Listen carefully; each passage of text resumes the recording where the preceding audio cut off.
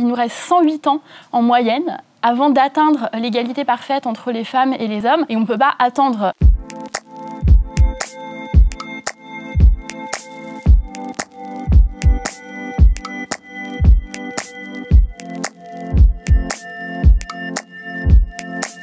On est dans un pays où légalement nous sommes égaux.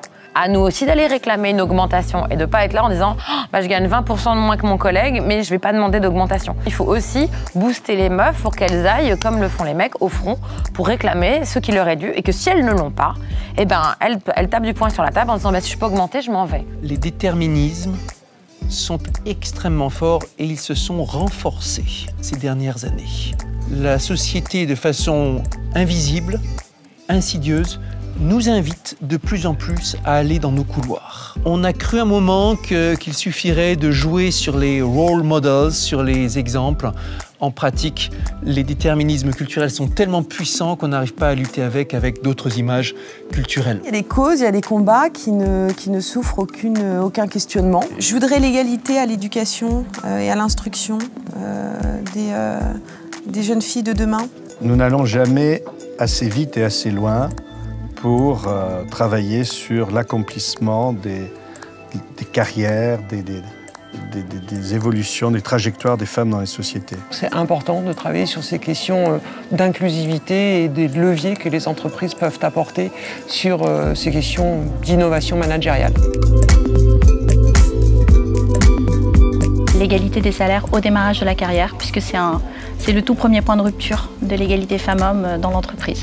Le sujet qui revient toujours sur la table, c'est le congé paternité. Donc je crois qu'il y a une obligation dans le monde de l'entreprise de réfléchir à ça et de ne pas avoir des différences si criantes. La loi, elle est ridicule.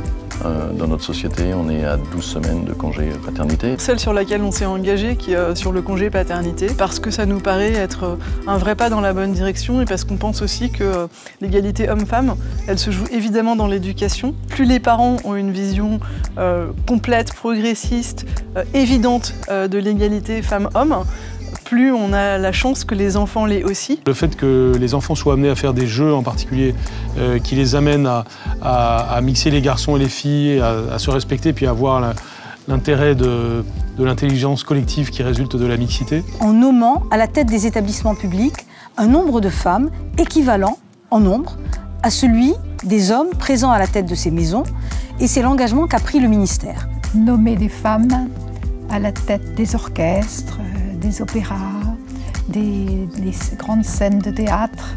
Quand on voit que seulement 4% de chefs d'orchestre sont invités à diriger dans les institutions culturelles françaises. Je me suis toujours dit, dans le cinéma, les quotas, c'est très compliqué. Donc l'idée a été de travailler avec le CNC pour faire des incitations. Et l'incitation, ça permet de mettre une petite boule dans le cerveau du producteur, de la réalisatrice, réalisateur, etc.